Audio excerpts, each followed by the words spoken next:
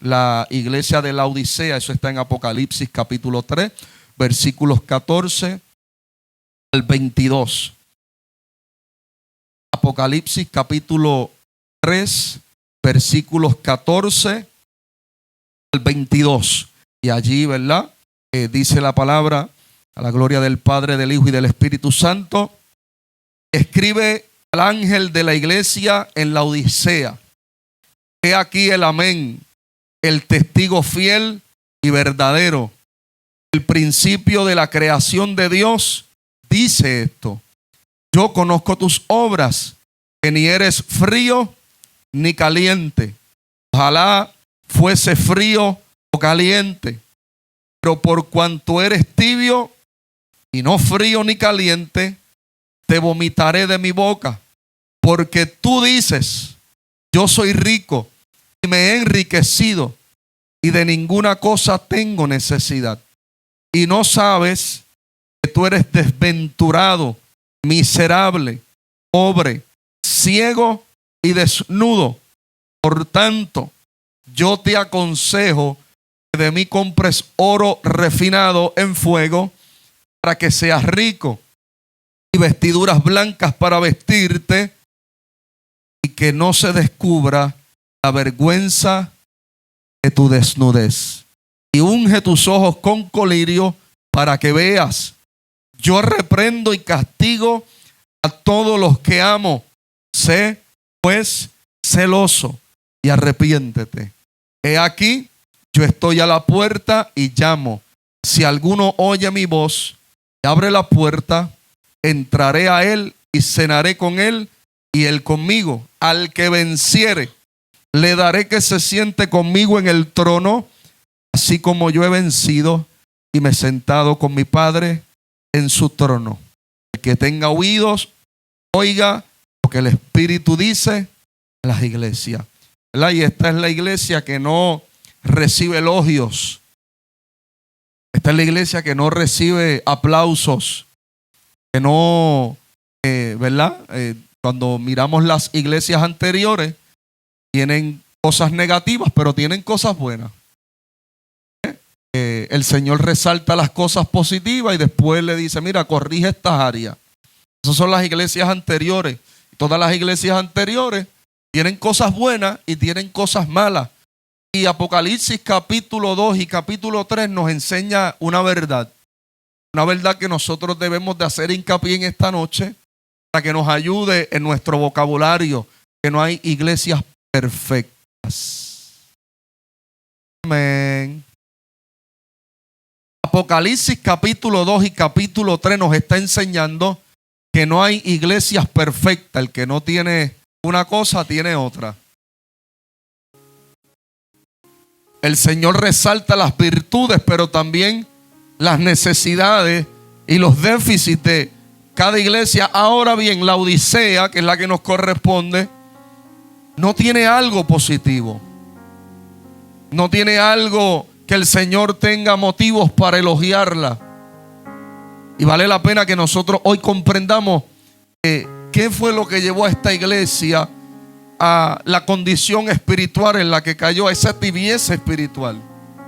Se le habla que la Odisea es la iglesia tibia,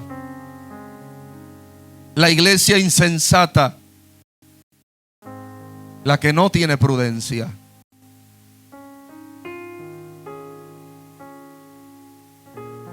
Dice: como algunas de las iglesias anteriores, el Señor adaptó sus palabras a algo significativo en cuanto a la ciudad en donde se hallaba la asamblea, o sea, la iglesia. Lo mismo que el Señor hizo con las iglesias anteriores. Ustedes saben que yo he hecho hincapié a cómo el Señor ha sido estratégico, cómo el Señor ha sido de manera que el Señor aprovechaba el contexto histórico, ¿verdad? Todo lo que tenía que ver con el sustento de la ciudad, para traer verdades espirituales con las cosas que ellos manejaban en su ciudad. Y con la Odisea no es diferente. Con la Odisea el Señor hace lo mismo. Es intencional, esa es la palabra. Es intencional. Él le va a hablar a la iglesia igual que las iglesias anteriores. Las iglesias anteriores, el Señor, ¿verdad? La iglesia le decía, sé vigilante, porque en la historia algo tenía que ver con los vigilantes. Entonces así sucesivamente, en todas las iglesias el Señor fue intencional. Ahora lo va a hacer otra vez con la iglesia de la Odisea. Y la Odisea se conocía por su riqueza y su fabricación de un ungüento especial para los ojos. O sea que esa gente descubrieron una medicina para los ojos, un colirio para los ojos, y curaban la vista. Y dice que también tenían una brillante tela de lana negra. Alguien expuso que esta tela negra tan espectacular que tenían la Odisea, era que ellos hicieron un cruce entre ovejas y comenzaron a tener ovejas negras. Y obviamente pues de ahí sale la tela negra, la lana que le sacaban a ese cruce que ellos hicieron, y aquello era espectacular. También estaba cerca Hiérpolis. Había una ciudad cerca que se llamaba Hiérpolis, en donde había famosas aguas termales. Oye eso, Hiérpolis tenía aguas termales y estaba cerca de la Odisea. Y Colosas, conocida porque tenía agua fría y pura. Ya ustedes están viendo qué intencional es Jesús hablarle de lo, ¿verdad?, de caliente, de frío y de tibieza, porque ellos dependían en algunas áreas de buscar aguas, tanto en Colosas como en Hiérpolis. Y hay algo que ocurría cuando ellos buscaban o transportaban el agua. Si la buscaban de las aguas termales, que eran aguas calientes, llegaba tibia. Y si buscaban las frías también, cuando llegaba a la Odisea, llegaban tibias también. Ahora esto causaba una reacción en el quien las consumía, porque quien consumía estas aguas tibias terminaban vomitando. Y era una protección del cuerpo. El cuerpo se estaba protegiendo. Amén. Cuando yo meditaba en esta palabra, recordaba que nosotros somos un solo cuerpo en Cristo.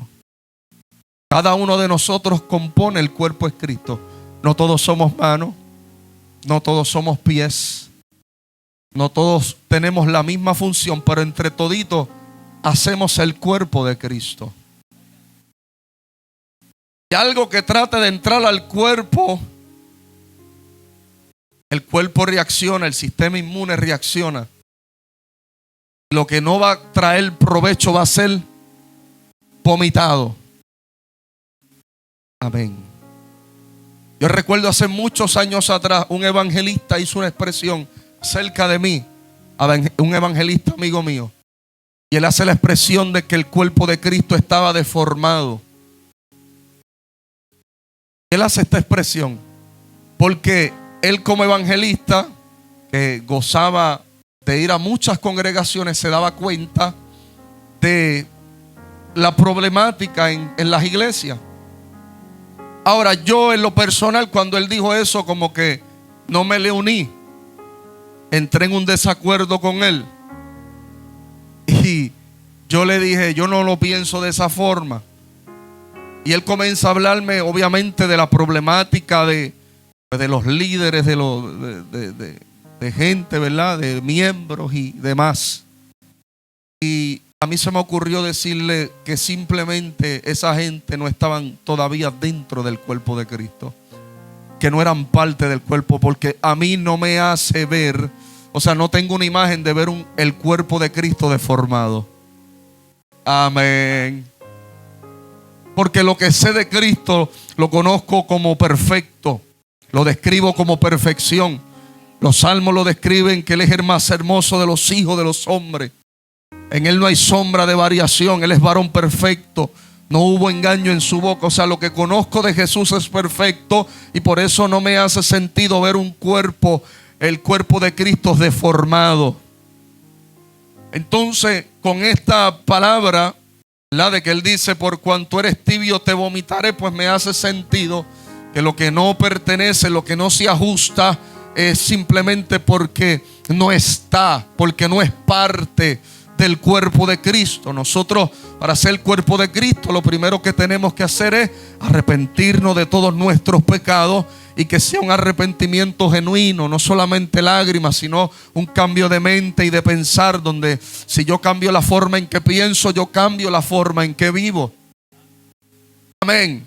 Entonces estaba Hierpolis, que tenía aguas y fuentes termales, y estaba Colosa, conocida por su agua pura y fría. Entonces, cuando vamos al capítulo 3, el versículo 14, dice el Señor, porque recuerden que es Jesús el que le está diciendo al ángel que le diga a Juan, escribe al ángel de la iglesia en la Odisea. Y ustedes saben que el ángel es el pastor. Se supone, ¿verdad?, que la traducción diga, escribe al mensajero de la iglesia en la Odisea. El mensajero, porque ángelos es mensajero en el griego. Entonces se supone que la traducción, en vez de ángel, fuese mensajero. Escribe al mensajero. Y en estos temas, pues los mensajeros eran los pastores, los ministros que estaban a cargo de las pequeñas congregaciones que se formaban en los lugares. Escribe al mensajero de la Odisea y dice, he aquí el amén. O sea, Jesús se presenta como el amén. El amén. Nosotros, ¿verdad?, en los cultos tenemos como práctica decir amén. Predicamos algo, citamos un texto bíblico y nosotros afirmamos amén. Amén significa o proviene de la palabra hebrea verdad. O sea que amén es una afirmación de la verdad. Cuando nosotros decimos amén, estamos hablando de firmeza y estamos respaldando una verdad que fue dicha. Cuando vamos a Isaías 65:16, ese versículo lo hemos leído, pero allí que dice, el que se bendijera en la tierra, en el Dios de amén, en la traducción es de verdad, pero la palabra es amén. En el original hebreo es amén. Entonces, esa es una de los significados. El amén, he aquí el amén, he aquí la verdad, he aquí la firmeza. La segunda es fidelidad. Cuando hablamos amén, es porque hay fidelidad en la verdad que se está diciendo. 65, versículo 16. Para los que están apuntando, Isaías 65, la verdad que se dice allí en el hebreo es amén. Fidelidad. Cuando afirmamos un amén, estamos ¿verdad?, creyendo en la fidelidad de la verdad que se está expresando. También habla de fe. También habla de fe. Cuando decimos amén, estamos creyendo la verdad que se está anunciando. Hablamos de confianza, número 4. He aquí el amén. La confianza, el amén. Todo esto encierra quién es Jesús. Yo soy el amén. He aquí el amén. Él mismo se pone como el amén. Por eso yo he enseñado aquí y seguiré enseñando que no a todo le podemos decir amén. Amén. Porque a veces, ¿verdad?, el amén es para afirmar verdades, no disparates. Amén. A su nombre sea la gloria. Porque a veces, ¿verdad?, vienen ¿verdad?, gente que no sé cómo expresarlo, porque nunca mi intención ha sido atacar desde los púlpitos otras cosas. Mi intención es enseñarlos y que ustedes, ¿verdad?, aprendan lo más que ustedes puedan, pero nunca ha sido atacar a nadie personalmente. Podemos hablar de quizás herejías y cosas para nutrirnos nosotros, pero nunca para atacar personas. Pero a veces vienen gente que traen sus propios ideales al púlpito, que traen su propia cosa, y a veces hay gente emocionalista que le dicen amén a todo. Es más, hay gente que tú no has terminado de decir lo que vas a decirle y ellos están diciendo amén. Amén. Porque no, estamos programados, al menos de que tú sepas ya el desenlace de lo que se va a decir. Pero yo recuerdo estar en una iglesia y yo me tuve que quedar callado un ratito la boca porque le estaba dando un mensaje al primo. Y era que yo no abría bien la boca y él ya, amén, amén. Entonces yo tuve que hacer silencio porque no solamente estaba como que fuera de orden, sino que no dejaba escuchar a los que estaban al lado. Y mira que yo soy de los que fomento la adoración en un culto. Yo soy de los que, tú sabes, a mí me gusta adorar al Señor. Ahora bien, esa persona pues tenía este problema. Yo iba a decir algo y él hasta de pie se ponía y se le veían las venas aquí y acá se le salía otra. Alaba. Amén. Entonces él lo hacía, pero de una manera descontrolada, de una manera que no edificaba. Él no sabía qué tú ibas a decir y ya le estaba diciendo amén. Amén. Aleluya. El amén viene para tú darle firmeza a algo que se dijo primero. O sea, que el amén viene después que se dice algo. Yo digo algo, alguien cita un texto bíblico y después viene el amén, porque voy a afirmar lo que ese varón está diciendo y lo voy a creer con firmeza, con fidelidad, como una verdad. Amén. Y con confianza. Y ese, ¿verdad?, es parte de lo que yo enseño. No a todos se le puede decir amén. Viene alguien y dice que Jesús no es Dios, usted no le puede decir amén a eso.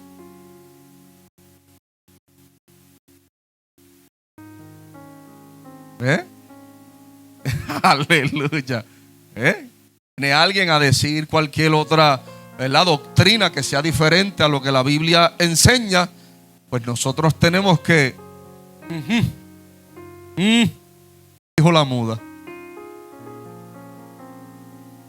procesar antes de hablar, procesar la información que estoy recibiendo. Eso se llama capacidad. Capacidad. Entonces el Señor se presenta como el amén, porque Él es la verdad y dice la verdad.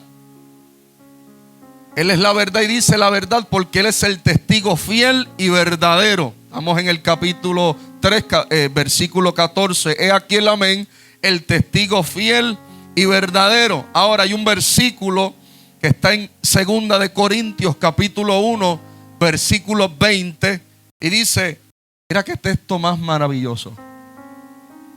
Porque todas las promesas de Dios son en Él sí y en Él. O sea que todas las promesas de Dios son verdades, son fidedignas. Todas las promesas de Dios son con firmeza. Podemos confiar en ellas, podemos tener fe, porque todas las promesas de Dios son en Él sí y en Él amén, por medio de nosotros, para la gloria de Dios. Todas las promesas, no algunas. Ahora, lo que hace falta es gente que abrace el amén, que abrace la promesa y que la abrace con confianza. Porque a veces nosotros tenemos más fe para creer lo que Dios puede hacer con alguien que lo que Dios puede hacer conmigo. Usted no le ha dado palabras a alguien como Dios te va a llevar, donde Dios te va a entregar. ¿Qué cosas? Y usted se la da a alguien, pero usted no cree en lo que Dios puede hacer con usted. Amén. Entonces, he aquí el amén, el testigo fiel y verdadero. El testigo fiel y verdadero. El testigo, ¿verdad? El testigo, esa palabra puede hablar de mártir, lo que son los mártires. Martureo, eran los testigos.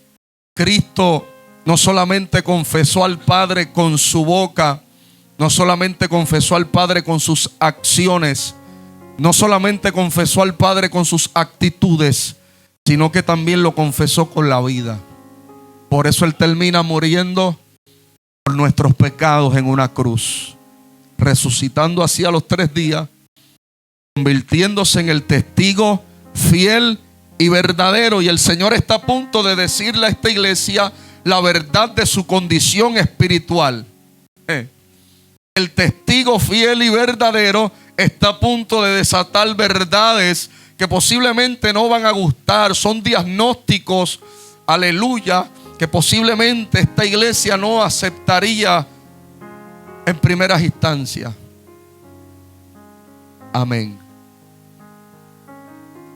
La iglesia de la Odisea estaba ciega en sus propias necesidades y no quería aceptar la verdad. He aquí el amén, el testigo fiel, el verdadero. Él dice que Él es el principio de la creación de Dios. El principio de la creación de Dios dice esto. Se está presentando con unos títulos que en todos los títulos de todas las iglesias hay atributos allí que solamente Dios los podía tener. Y cuando miramos, aquí hay una frase en este versículo que ha sido controversial. El principio de la creación de Dios, dando a entender como que Jesucristo fue lo primero que Dios creó. ¿O no se entiende así? Alguien dé gloria a Dios aquí. Porque hay falsas doctrinas que hablan de que Jesucristo fue creado. Y citan este mismo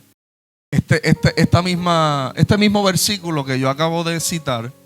Eso es lo que ellos utilizan para decir es que Jesús fue creado. Jesús fue el principio de la creación de Dios. Entonces, vamos a analizar esto un poquito más porque vale la pena que lo analicemos. Y tenemos que también entender que también había en la mente de Juan cuando está escribiendo el principio de la creación de Dios. Eso es una versión. Ustedes saben que yo con las versiones tengo unas cuantas. Nuestro hermano Fernando, mira lo que hay en ¿verdad? Cuando estudiamos con las traducciones, con las exégesis, porque la Reina Valera y otras versiones dicen el principio de la creación. Dice esto. Hay otra versión que dice el soberano de la creación de Dios. Cuando usted viene a ver, ya como que la cosa está cambiando, porque no es lo mismo decir el principio de la creación que el soberano de la creación. Y también dice en otra versión el principio de la nueva creación de Dios. Dice esto. Y ahí obviamente hay que ir a Génesis capítulo 1, versículo 1. No solamente a Génesis capítulo 1, versículo 1. Cuando usted va al Evangelio de Juan, al Evangelio, recuerden que Juan escribe sobre 5 cartas y dentro de ellas está el Evangelio, están las 3 cartas de Juan y está Apocalipsis. Entonces hay que ver qué tenía Juan en la mente, ¿verdad? Considerar otras cosas que él dijo para saber de qué es lo que él está hablando. Por ejemplo, cuando vamos a Juan capítulo 1, versículo 3, podemos ir desde el versículo 1, porque Juan capítulo 1, el Evangelio de Juan capítulo 1 responde a Génesis. Y dice así: en el principio era el verbo. Mira, en el principio era el verbo. Y el verbo era con Dios. ¿Y qué dice después? Y el verbo era Dios. Este era el principio con Dios. Este era en el principio con Dios. Todas las cosas por Él fueron hechas. Ahí como que se está entendiendo diferente. Como que Jesús no fue lo primero que Dios creó, sino que Dios comenzó a crear todo por medio de Jesús. ¿Se entiende? todo fue por Jesús. Dice, y sin Él nada de lo que ha sido hecho fue hecho. Versículo 4, en Él estaba la vida, y la vida era la luz de los hombres. La luz en las tinieblas resplandece, y las tinieblas no prevalecen con ella. Y él sigue hablando, ¿verdad? Dando testimonio acerca de Jesucristo. Pero cuando vamos al versículo 14, un versículo de los que me gusta, y dice, y aquel verbo, ¿qué pasó con aquel verbo? ¿Y qué más? ¿Y habitó en dónde? Y que vimos gloria como la del unigénito del Padre, lleno de gracia y de verdad. Entonces, ahí, ¿verdad? La misma Biblia nos pone al día, nos pone al tanto, nos trae contestaciones. Ahí, ¿verdad? Nosotros tenemos que trabajar con traducciones, y cuando nos damos con versículos como este, pues tenemos que escudriñarlo. Jesús no es el principio de la creación de Dios. No es que Él es el principio como si Él fue creado, sino que todo lo que hoy vemos, todo lo que hoy palpamos, de todo lo que hoy nos movemos y somos, fue porque Dios lo hizo por medio de Jesucristo, nuestro Señor. Todo permanece a Él. Por eso es que la Biblia también habla de que Él fue inmolado antes de la creación del mundo. Ustedes saben los debates que Jesús tenía con los fariseos, no lo entendían, había que apedrearlo, porque Jesús le decía, mira, antes que Abraham fuese, yo soy. Oye, nadie hablaba así. Abraham hacían ya 1000 y tantos años que había muerto, y Jesús le está diciendo a los fariseos, antes de que él fuese, ya yo estaba. Había que apedrearlo, porque los discípulos decían, mira, tú no tienes ni 50 años, ¿dónde está un peñón? Porque tú estás blasfemando. Ese era el debate que Jesús tenía, y Jesús le estaba hablando de su preexistencia. Y ellos, con los ojos vendados, no sabían que tenía el mero de frente al Cristo, alaba, que tenían al Señor de señores, al Rey de reyes. Cuando vamos a Colosenses capítulo 1, versículo 15, habla del origen, ¿verdad? De que es lo que hemos venido hablando.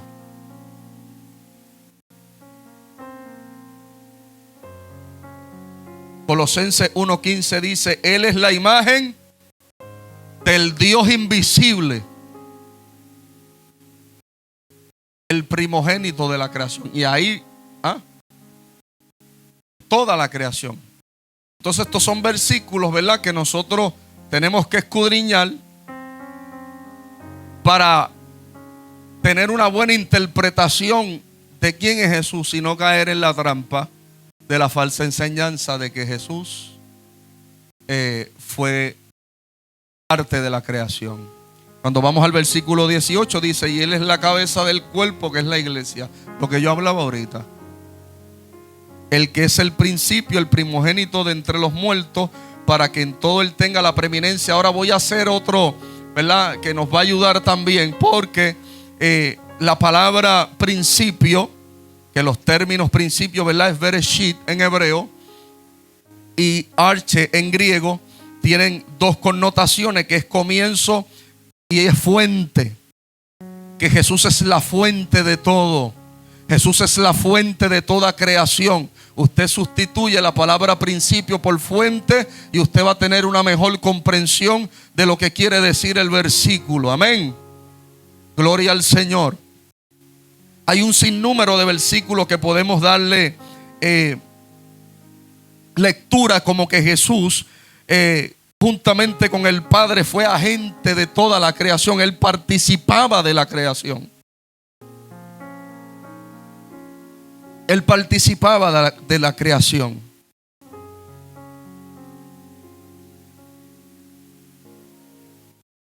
Juan capítulo 1 versículo 1, esos fueron los que leímos.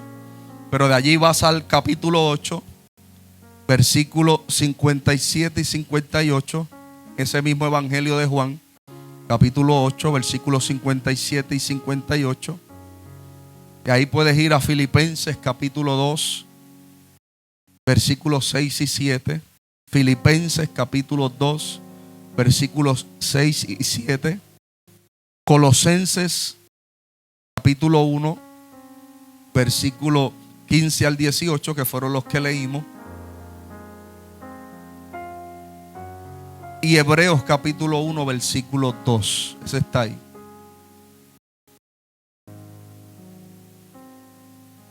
Entonces sigue diciendo: la fuente de la creación de Dios dice esto, el origen de la creación de Dios dice esto: yo conozco tus obras, ni eres frío ni caliente. Ojalá fuese frío o caliente, pero por cuanto, ese es el 16, voy a leer esos dos primeros para discutir esos dos versículos. Pero por cuanto eres tibio y no frío ni caliente, te vomitaré de mi boca. Yo conozco tus obras, o sea, el Señor conoce lo que nadie conoce de nosotros, el Señor lo conoce. Y a veces a nosotros Dios nos revela dos o tres cositas, si acaso, para que nos ayude, para que nos enderezcamos y qué sé yo qué más. Pero lo que no le revela al predicador, al profeta, lo conoce Dios. Yo conozco tus obras, yo sé lo que tú haces. Desde que te levantas hasta que te acuestas, yo te conozco. Y se lo dijo a todas las iglesias, no solamente a la Odisea. Le estaba diciendo: de mí, delante de mí todas las cosas están desnudas y abiertas. Yo conozco tus obras, que ni eres frío ni caliente. ¿Ves? O sea, yo te conozco. Pero Jesús le está hablando intencionalmente a lo que ellos vivían en su ciudad. Ojalá fuese frío y caliente, pero por cuanto eres tibio y no frío ni caliente, te vomitaré de mi boca. O sea, era una iglesia que había perdido su vigor. Porque para que algo quede tibio, primero o tuvo que tener estar caliente o estar frío, para llegar a la tibieza. ¿Se entiende? Para yo estar tibio un día tuve que estar o caliente o frío. Amén. Alguien dé gloria a Dios aquí. O sea, no fue que nacimos tibios y nos quedamos tibios, no. Es que experimentamos el fervor del Espíritu. Hemos experimentado el fuego de Dios. Hemos experimentado ser cristianos prominentes, pero algo pasa en el camino que nos acomoda y dejamos de ser efectivos. Y el Señor dice: mejor ojalá fuese frío o caliente y no tibio. O sea, al Señor no le gusta la tibieza. Eso es lo que nos da lo que nos da a entender el texto. Porque era una iglesia que había perdido su vigor. En la vida cristiana nos revela que hay tres tipos de temperatura. En nuestra vida cristiana hay tres tipos de temperatura. Están los cristianos ardientes. Los cristianos que tienen un corazón ardiente, un corazón encendido por el mismo Dios. La Biblia también habla de los creyentes fríos. Esos corazones que se han enfriado. Y también nos habla de un corazón tibio. Corazón ardiente lo pone a arder Dios cuando escuchamos con fe. Corazón, un cristiano que arde, un cristiano ferviente en el fuego del Espíritu, es porque constantemente está escuchando el mensaje con fe. Ama las Escrituras. Es sensible a lo que el Espíritu de Dios habla. Recuerdo, ¿verdad?, ese pasaje cuando Jesús resucita. Habían discípulos que se habían regado. Y habían unos cuantos que iban camino a Emaús. Y esta gente estaba hablando lo que había ocurrido en aquellos días. En aquellos días había ocurrido que a Jesús lo mataron, lo crucificaron. Y también que habían unas mujeres que habían ido al sepulcro, pero el sepulcro estaba vacío.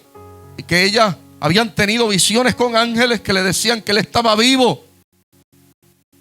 Y estos discípulos que iban camino a Emaús iban hablando de todas estas cosas. Pero de repente aparece Jesús y se les une a la conversación. A mí me gusta cómo es Jesús.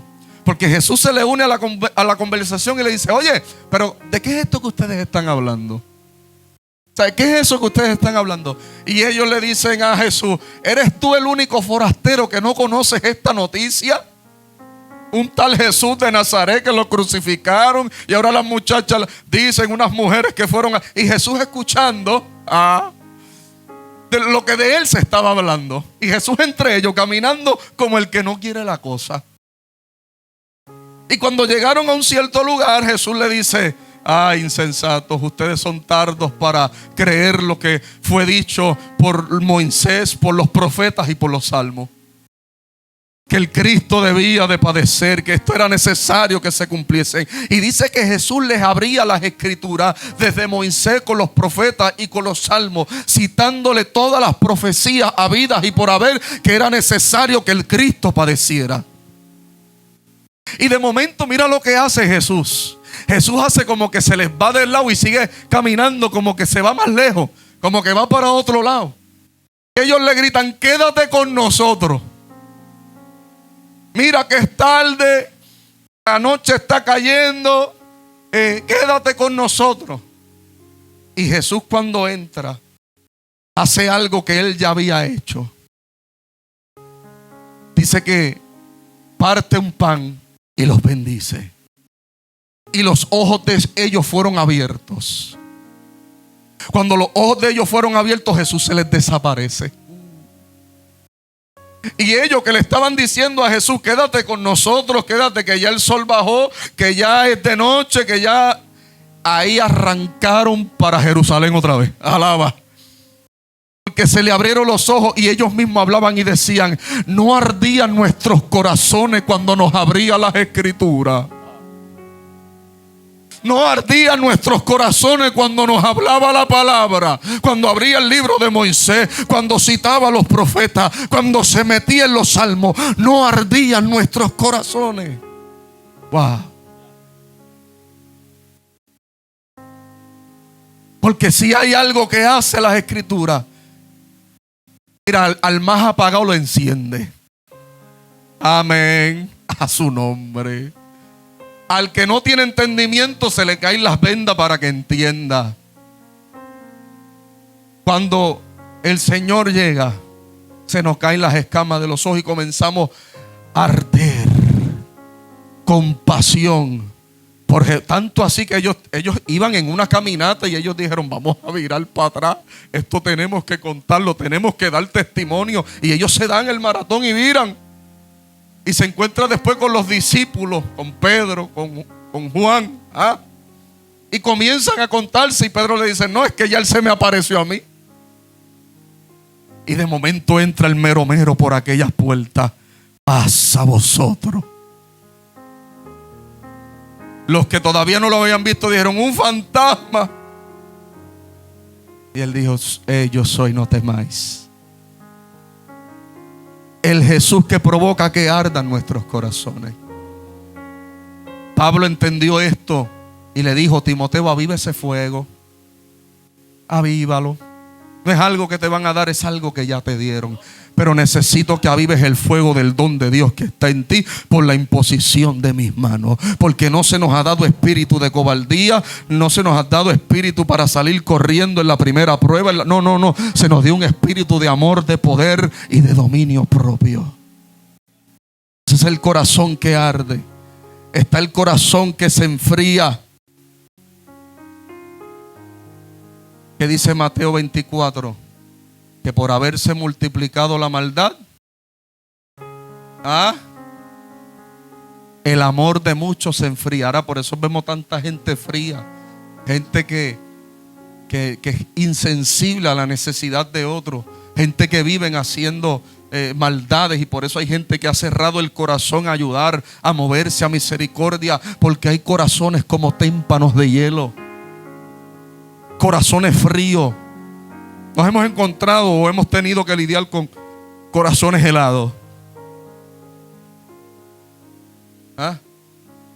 Hemos tenido que lidiar con corazones que han estado como témpanos, que no sienten, que no padecen, no son sensibles a las necesidades. No importa que tú sufras, que tú lloras, que tú estás así, no importa. están fríos. Eso está en Mateo 24:12. Y por haberse multiplicado la maldad, el amor de muchos se enfriará. Recuerdo que prediqué el sábado allá abajo en Ángeles de Utuado y hablaba de las señales. Aquí yo mismo doy señal, decía el Señor, yo mismo les daré señal. Y comencé a hablar de las señales, y una de las señales inequívocas de que Cristo viene pronto era esta: era el engaño, eran los terremotos, eran las guerras, pero también que por haberse multiplicado la maldad, el amor de muchos se enfriará. Y yo decía que eso era una palabra que se tenía que cumplir, pero hacía también la salvedad para que no se cumpliera en nuestra vida. Que se cumpla, pero no en ti ni en mí. Que se enfríen los que quieran enfriarse, pero nosotros nos mantenemos calentitos. Alaba.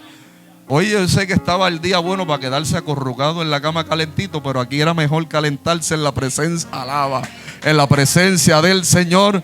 Aleluya. Y después dormimos ahorita otro ratito. Amén. Corazones calientes, que los calienta la palabra, la presencia, el Espíritu.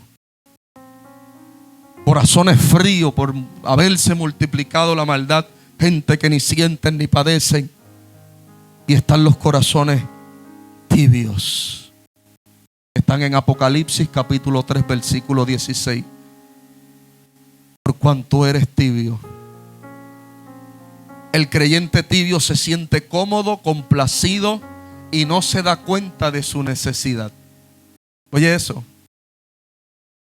No se da cuenta de su necesidad.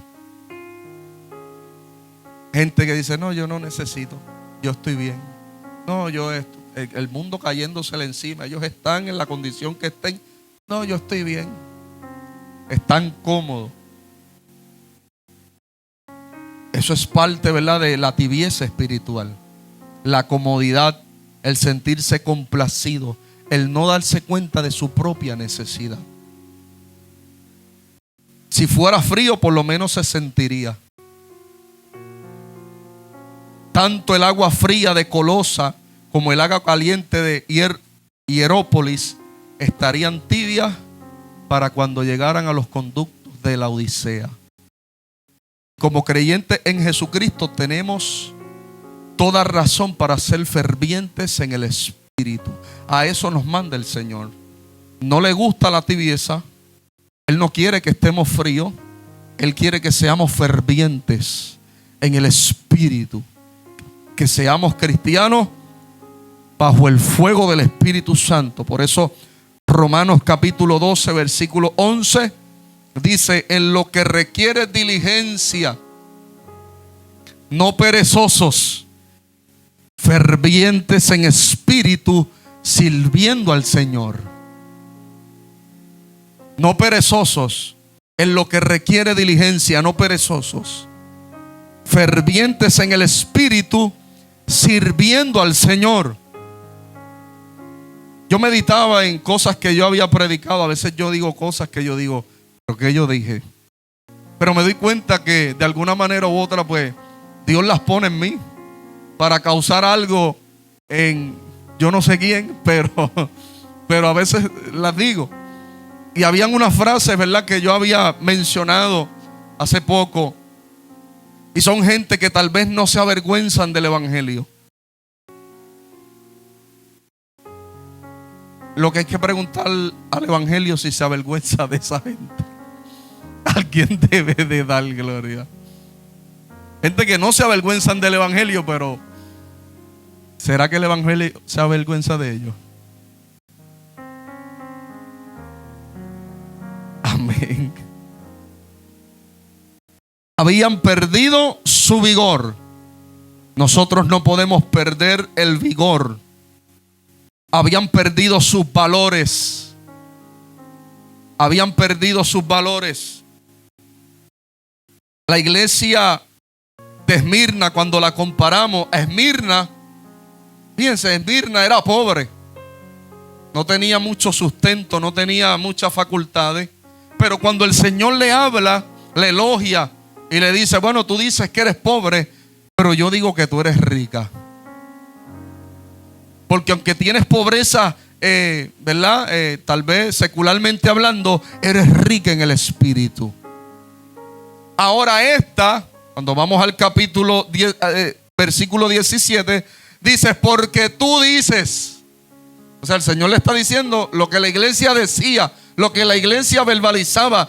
Tú dices, yo soy rico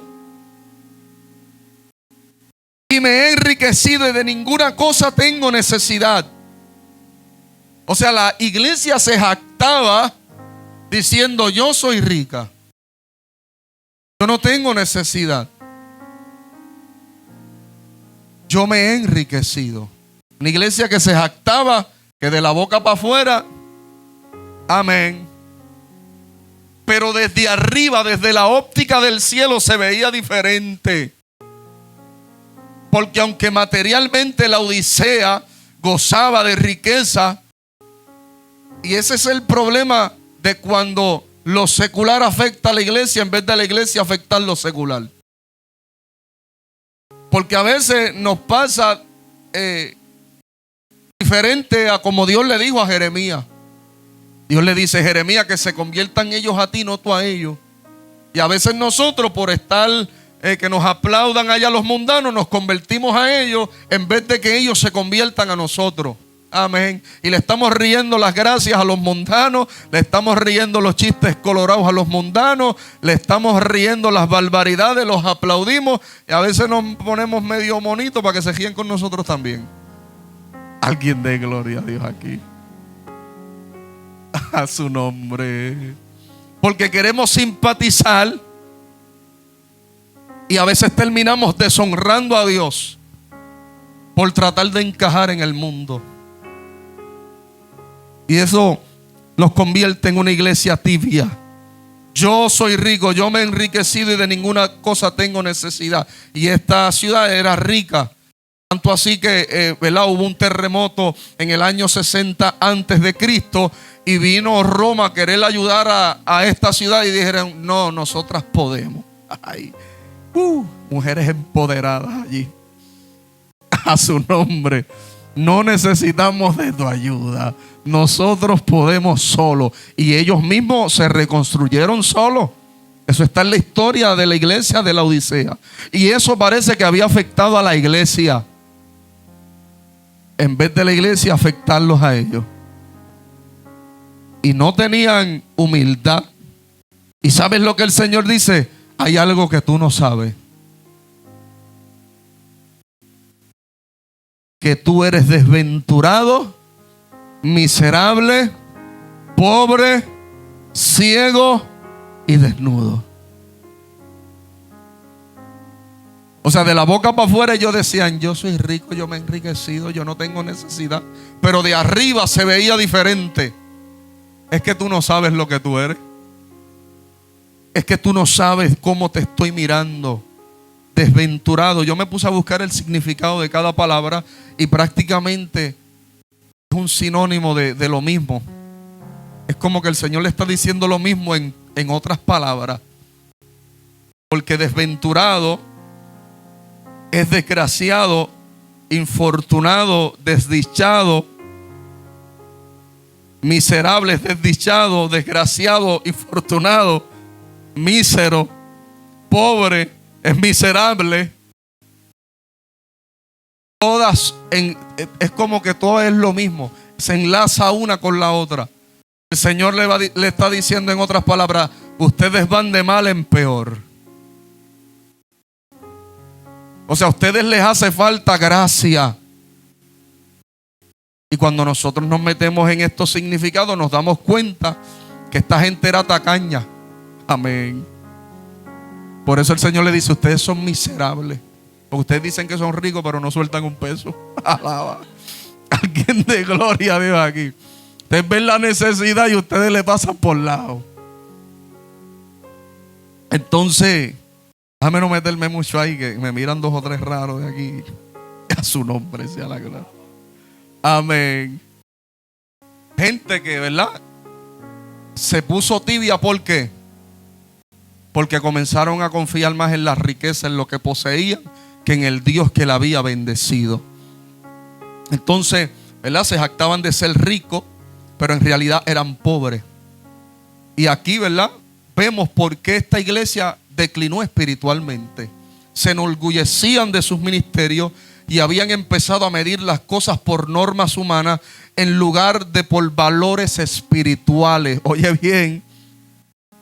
Y entonces ahí es que el Señor les aconseja.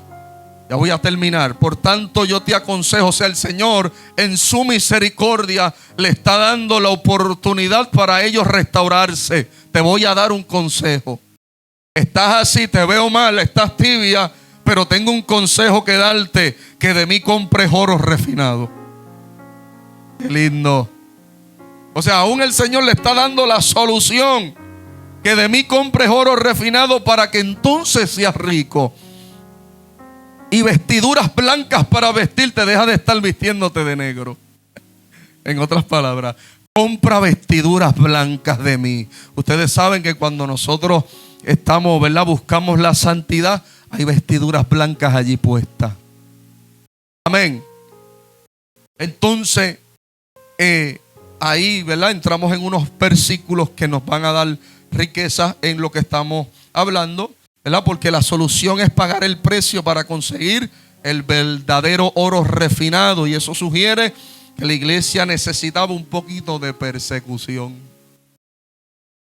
Oye eso, porque cuando estamos muy cómodos, por eso es que a veces yo veo la soberanía de Dios en cuando a veces permite las pruebas. Ustedes saben que yo predicaba hace poco de que a veces lo mismo que nos trae al Señor es lo mismo que a veces nos termina o nos afirma o algo pasa con nosotros, pero a veces Dios permite conflictos sin sabores para que nosotros nos demos cuenta que Él sigue sentado en su trono y Él tiene misericordia. Mientras estemos cómodos, las cosas nos vayan bien, tal vez nunca miremos al cielo, pero cuando, aleluya, hay tormentas que son provocadas en nuestra vida, nos damos cuenta de que hay un Dios que existe. Amén. Entonces esta iglesia estaba demasiado cómoda. Entonces Dios tenía que permitirle un poquito de sufrimiento. Cuando vamos a primera de Pedro capítulo 1 versículo 7 dice: para que sometida a prueba vuestra fe, para que sometida a prueba nuestra fe, iglesia, no se nos olvide que nuestra fe es probada. Para que sometida a prueba vuestra fe, mucha más preciosa que el oro. La Odisea tiene oro, pero hay algo mucho más precioso que el oro, que aunque perecedero se prueba con fuego, sea hallada en alabanza, gloria y honra cuando sea manifestado Jesucristo. Habían perdido su visión y habían perdido sus vestiduras blancas. Y lo último, y con esto termino, es que el Señor le dice: he aquí, yo estoy a la puerta y llamo. Si alguno oye mi voz y abre la puerta, entraré a él y cenaré con él y él conmigo. O sea, la iglesia se había enfocado tanto en sí que Jesucristo estaba fuera de la iglesia. Alaba. Jesucristo dice: yo estoy a la puerta, estoy llamando, y ustedes están dando culto y yo no me estoy moviendo allí. Ustedes están dando culto y baja gloria y viene bendición y viene la cosa, y yo estoy tocando a ver si me dejan entrar. A alguien de gloria a Dios aquí. Yo estoy a la puerta y llamo. Si alguno, o sea, el Señor le está esperando, si alguno de esos que se decían espirituales escuchaba la voz de su Señor. Si algún tibio, amén, escuchaba la voz del maestro: he aquí, yo estoy a la... Si alguno oye mi voz y abre la puerta, yo entro. A veces utilizamos este texto bíblico para tirar redes al impío, al perdido. Yo estoy a la puerta, yo estoy llamando. Dios le está hablando a la iglesia. El Señor le está hablando a la iglesia: yo estoy a la puerta y llamo. Si alguno oye mi voz y abre la puerta, yo entro. Y voy a cenar con ustedes y ustedes cenan conmigo. Y al que venciere la tibieza espiritual, yo le daré que se siente conmigo en el trono. Así como yo he vencido y me he sentado con mi Padre en su trono. El que tiene oído, oiga lo que el Espíritu dice a las iglesias. Estemos puestos de pie.